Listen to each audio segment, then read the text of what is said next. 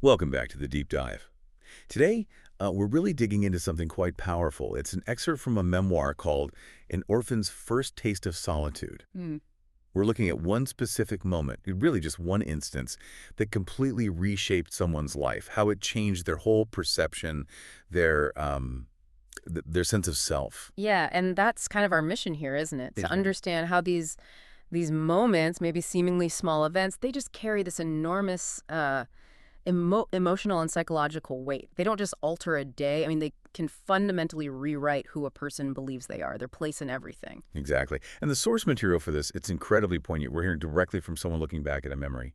Yeah. A swim meet, right? Only a few months after their mother passed away. hmm What exactly happened there? What was the core incident that became such a turning point? Well, it's described with this almost chilling clarity. The narrator remembers just standing there, maybe a bit lost, not even totally sure of their role on the team. They remember swimming, but it's hazy.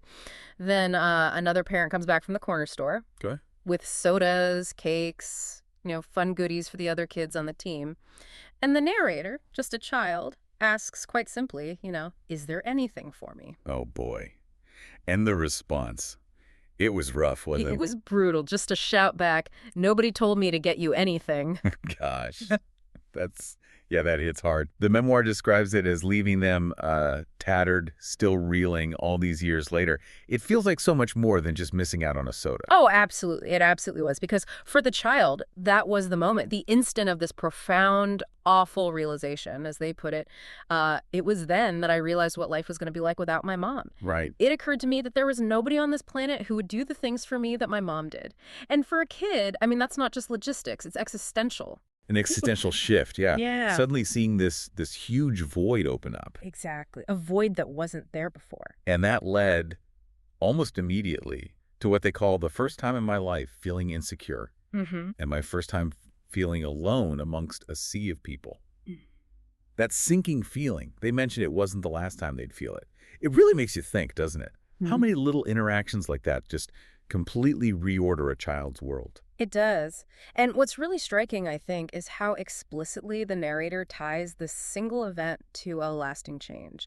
They reflect, looking back, I believe it was that moment that transformed me from a confident, if a bit aloof kid into an insecure being. Wow.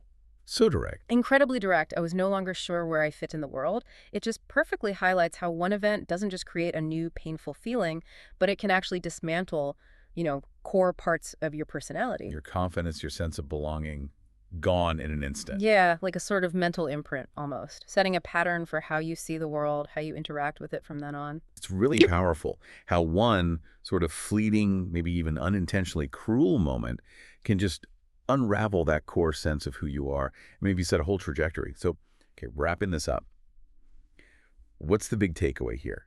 This deep dive into an orphan's first taste of solitude, it really shows, doesn't it, how a single sharp shock of realization can fundamentally redefine your place. It's not just the event itself, but the internal earthquake, like you said, that reshapes everything after. Yeah, exactly. And if we pull back a bit, look at the broader picture, it underscores how these first tastes, especially of difficult realities, and especially during those formative years, they can shape our deepest perceptions, perceptions of belonging, of self-worth. And it raises a really important question, I think. What kind of resilience does it take to navigate these huge, often sudden shifts in who you think you are? And what does that journey back to finding your footing even look like? That's a great point. And it leads us right to a final thought for you, the listener, to maybe reflect on. What specific moments in your own life, maybe big, maybe small, and subtle, have fundamentally reshaped how you understand the world, or perhaps your own place within it? Something to think about.